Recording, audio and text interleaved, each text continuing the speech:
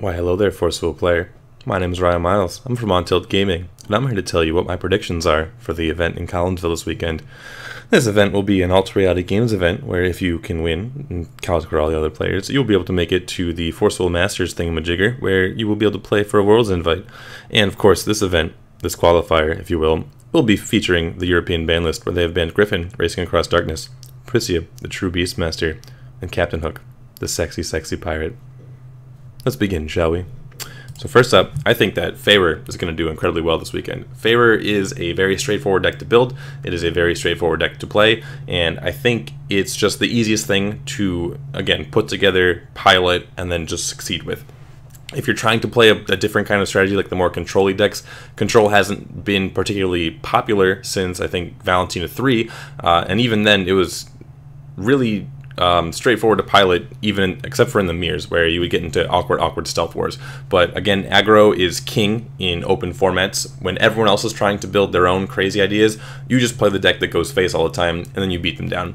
I talked about in my last video, where I featured Benjamin Margetzi's build, that I think Rendezvous is a superior win condition to Feyre's command, because Feyre doesn't really ramp super hard into the Feyre's command, ironically. I think actually Lumia does a better job, but having all of these vulnerable resonators and then just playing a Feyre's command, it just kind of leaves you open, right? Because the opponent needs to counter the Feyre's command in order to not lose the game.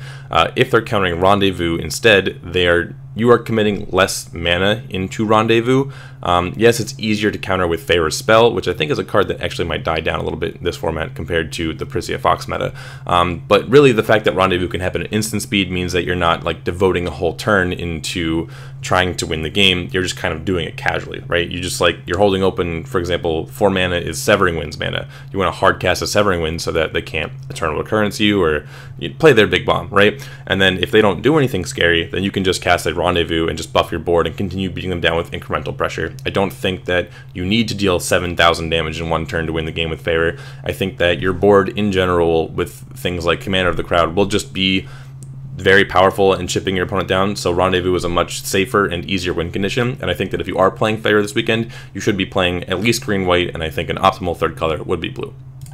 Next up, we have Tree. The reason I think Tree is going to be so popular and successful is that it can run 4 copies of the Final Battle and feel very good about it. I think that Final Battle is the best answer that you can possibly have to beating the Feyre decks that everyone else is going to be playing, and that just makes Tree a pretty obvious choice. Of course, you are playing a 60-card deck, so 4 Final Battle is going to be a little bit harder to find than, for example, 4 Final Battle in a 40-card deck. However, there are ways to get it to your hand. You do have access to Gil Lapis, the Resonator. It's a 3-drop black, white, and 1 from RDE, which I think is the same set as the Final Battle, and it just allows you to search your deck for a 1-mana black or white chant, and Final Battle is that. So even in the matchups where you don't need Final Battle, that card has a lot of utility because it's able to search the Nameless Mist, and the Nameless Mist is very powerful against the decks that traditionally beat Tree, which is Control. But one interesting thing that is true in this Lapis cluster, or New Frontiers format, that wasn't true when Owl's cluster was in the game, is that a lot of the Control decks don't overpower Tree with discarding card draw, right? Like Tree has just as much access to it as every other deck now. Before, if you were a Control deck, you would side in Lapis's Darkstorm against Tree and make them discard as many cards as possible, because when Tree had no hand, it was very easy to beat them. And that was in part because they were playing Regalia and Ruler's Memoria, and when you play a Death Scythe just so that you can call a 5-color stone and not have it come in tapped, your hand size got very small very quickly. But now Tree has access to Release, which lets you get a card from removed from play and then draw a card. You have access to Blood Spray, which is just draw 2 and then pay 300 life, which is completely fine for Tree, right? You're probably playing Magic Wetlands in Tree. I think it's a very strong card, and I'll talk more about that later. But just so you can get into ramping, into having access to more things, and also utilizing your probably 4 or 5 colors that you are playing more easily. And Tree also probably has more to generate Valentina's Reaches because of the Wetlands that I just talked about. And that's a build that I've been experimenting with, but we'll see how other people try and play Tree this weekend. But in general, I think Tree is more resilient to other Control decks than it has been in the past, and it has the best matchup against the creature decks like Feyre. Next up, we have Lumia, and there's actually a couple Lumia decks I want to talk about that I will predict to do well this weekend. First up, of course, you'd see the Nyarlathotep here on the screen. You might not have read this card ever in your life, but it's not a bad card. Let me go ahead and bump up Lumia so you can read what she does. It's not actually on this card. Alright, well, good job being prepared, Ryan. Lumia, when you deactivate Lumia, you can remove a copy of Nyarlathotep, the Crimson Radiance, from your hand from the game. If you do, Lumia gets basically lifelink and imperishable. Anytime she would deal damage, you gain that much life, and if she were ever to die, you can just deactivate her again. And you don't need to remove a second copy of Nyarlathotep for her to still have those abilities. So as long as you have Nyarlathotep one time, your Lumia will be an imperishable 10/10 that you can always deactivate for 3 mana, and you can just start, and she always has swiftness, so you just like hit them for 10 the turn you flip her. And if you've ever read Lumia's Stone, whenever a white or red ruler, maybe it's just a white ruler, I actually don't remember, I think it's just a white ruler, whenever a ruler, basically whenever Lumia is deactivated, you get to untap that stone. So it's completely likely that you can just start untap, like you can deactivate for 0 mana and then hit your opponent for 10. Does that sound familiar? Because it should. And that's why I think that it's very difficult to deal with rulers, just as it was when Priscia was out. You don't deal as much upfront damage, but it's much harder to stop the inevitable death that is coming at you. Next up, we have Reanimator Lumia. We did, unfortunately, with the European ban list, lose access to Griffin Racing Across Darkness. However, we do have a lot of other good options, and those options are incredibly good at dealing with favor. In particular, we have Nidhogg, which if you planting beans turn 1 a Nidhogg and then energize End of Days on turn 2, you just wipe their board, usually. You kill all of their tokens, you kill all of their 1-drops, and then next turn you hit them for 12, you kill all of their 1-drops again, you hit them for 12, you kill all, like, it's just a very free way to kill a lot of Favor's resources. And while Nidhogg can get Gale Force, most decks aren't running Gale Force anymore because there aren't really any decks that are playing Flyers. So it's actually incredibly unlikely that Favor would be main decking any Gale Force. And how many they side is really dependent on how popular they expect Fox to be. So I think that End of Days Lumia has a lot of options in beating the current meta, and if you do happen to run into control with Lumia Reanimator, you have Azathoth, which just doesn't die unless they play Heteroclite, which most people aren't, because single target removal is nowhere near as important as mass removal in the current format as most people are thinking. And then last but not least, we have Fair's Command Lumia. This is a deck that you might have seen me highlight over on DM73's channel. It is what I played at Masters, and it's basically a green-white X deck. The X could be blue or black in this current meta without Hook. Basically, you go wide with Tama, Divine Bird, Sacred Elf, Melfi, and the Lumia Resonator, that when she enters the field, removes the top 3 cards of your deck from your library. Oh my god, removes the top 3 cards of your deck from the game, and then you can cast those as if they were in your hand. So that deck just tries to go wide and accumulate as much resources as possible, abuse cheap cards like Severing Winds and other 1-mana removals. Windblade, I like Windblade a lot. Bear Magic, to make sure that you can always attack with your Lumia, flicker her, and get things going. And then eventually you just kill them with the Fair's Command that you draw, because you draw your entire deck. This deck is a little bit more resilient than Favor. It has the same overall game plan, so it's still weak to cards like Final Battle and Eternal Recurrence, but because you do play Millennia Bond usually, or Nameless Mist if you go for the black version, and you can just accumulate enough mana that it's very easy to hardcast Severing Winds, I think that it's less one-dimensional than Favor, right? So the control decks that are trying to beat Favor are going to say, okay, I just need to wipe your board like twice and then the game ends, right? Which is true against Favor, but for Lumia, you have 5 creatures on board, but then you also have like 7 cards in hand. So I think that that's one of the reasons that that deck might do well. And I do think that that style of deck will be probably the best deck in the format based on what we've seen from the new set. And I'll talk more about that in the future, but for now, Kaguya 4, and I've highlighted Severing Winds here because Kaguya 4 is incredibly versatile and good at drawing cards. That's the main thing, right? You're drawing a lot of cards at your deck, and when you have a lot of cards in your hand, that is when I believe Severing Winds becomes most powerful. I think that in decks like Favor, where you really don't have any card draw, you're just kind of committing to the board, Severing Winds can be very good because you're tapping out to develop a board and then also leaving yourself protected. But for decks like Kaguya, I think it's even better because when you have a lot of cards in hand, you have a lot of reactive options, right? But just the fact that you can tap out reactively and then still have more gas in the tank is almost kind of obscene to me. And that's just one of the more powerful things I found with the Lumia deck, is that when you're able to draw more cards, severing becomes more powerful. Because almost like a throw a resource. Like, you'll just always sever their second card because you're 1-for-1ing and because you still have more reactive tools available. And in general, I think Kaguya can always go a third color to beat the aggressive decks. So we were talking about favor and you need final battle to beat it. Well, Kaguya can go black very easily, or she can go into white, and then instead of using final battle to stall for time, she can use Amaterasu's Foresight to stall for time, and then find Crippling Light, which is the 5-mana board wipe in white. And then once that happens, she's usually able to accumulate enough treasury items to just keep tapping and preventing the favor player from dealing any damage using the -2 ability, but it can be a bit of a struggle for Kaguya to get there. So as long as Kaguya is able to tech heavily for favor and maybe win half of those matchups, I think that Kaguya innately is very, very strong against control, and that hasn't changed. Where Tree kind of got better against control, Kaguya just still dumpsters everything. Kaguya still dumpsters Tree, and because I think Tree's going to be the second deck, I think Kaguya kind of comes in and says, I'm going to keep you in check because you're keeping favor in check. But there's a lot more than just the triangle meta, right? So I think Kaguya maybe won't be very highly represented because I think it is a bit more complicated to build. Again, you do have to think about what your third color is going to be, and I think that's a bit more complicated than some people are going to anticipate. And it's usually a more difficult deck to play as well because there's a lot of micromanaging options that I think most people don't think about. And yeah, you just haven't seen Kaguya do very well in the past. So I don't think it'll be very popular, but if anybody really knows what they're doing, I would expect it to do well because of how predictable the meta kind of is right now.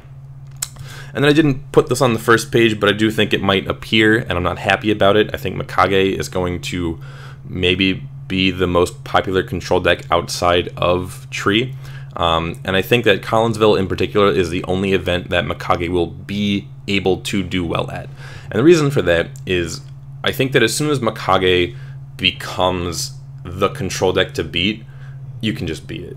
Okay?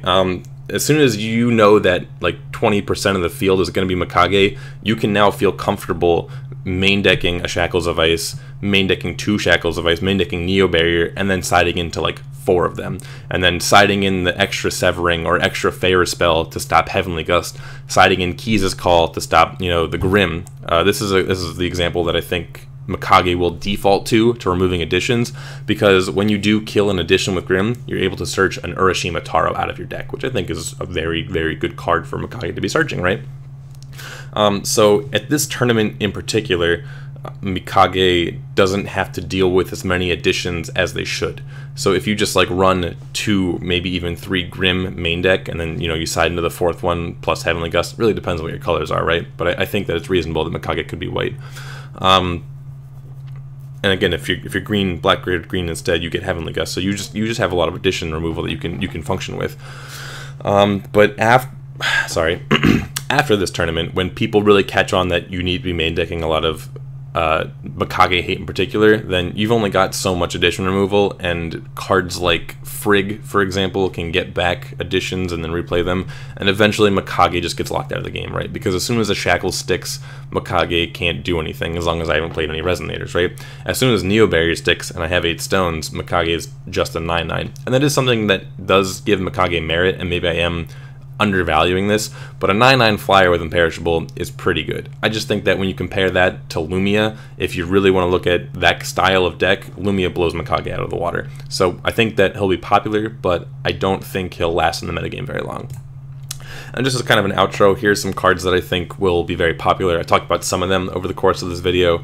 Of course, as you can see, I am a big fan of the color green and the color black. I think that those are just the 2 strongest cards right now, which you may think that Fox should be good. I think that Fox will pick up. We will find him as the format becomes more control-oriented. But right now, I haven't seen any Fox lists that are particularly refined, and I don't think it's going to succeed very well. And I think if you really wanted to play Fox, you wouldn't be going to Collinsville. You would be going to Svetlana's event and trying to win $2,000, or a chunk of that, right? So that's kind of my opinion on why I don't expect to see too much Fox. It's really just the fact that there's a better tournament for Fox players to be going to. But anyway, Eternal Currents kind of falls as like your secondary final battle, you can't really cast final battle twice against Fair because then you just die. So you use the first one on like turn 3, turn 4 to clear out their board, and then when they rebuild, you Eternal Recurrence to seal the game, right? Statue of the Sacred Temple, I think a lot of control decks really want to play a lot more colors than they can. And I think Statue of the Sacred Temple isn't bad in control mirrors, where you really want to be in all these 5 colors. For example, against Makka Gae, if you're a tree deck, for example, right? You want to be green because you're tree. You want to be black because you're tree. You want to be blue because you want access to Valentina's Reach, which is like the anti-control deck card. You want to be white because you're playing Kaguya's Moo Butterfly in tree. It's just a super strong card. And then Burn to Cinders is double red. So how do you play double red in your tree deck? It's simple. You just play Statue of Sacred Temple, and then your tree deck is very easily 5 colors. It's even reasonable to play 4 copies of Statue of the Sacred Temple out of the sideboard because your second copy is just a 10-10 flyer. Your third copy is a 10-10 flyer, and it lets you just see it early enough that you're going to be 5 color and can always threaten a way to kill Makka Gae, like Final Battle, Burn to Cinders, double Burn to Cinders, something like that, right? Just, you know, beat the Severing with whatever.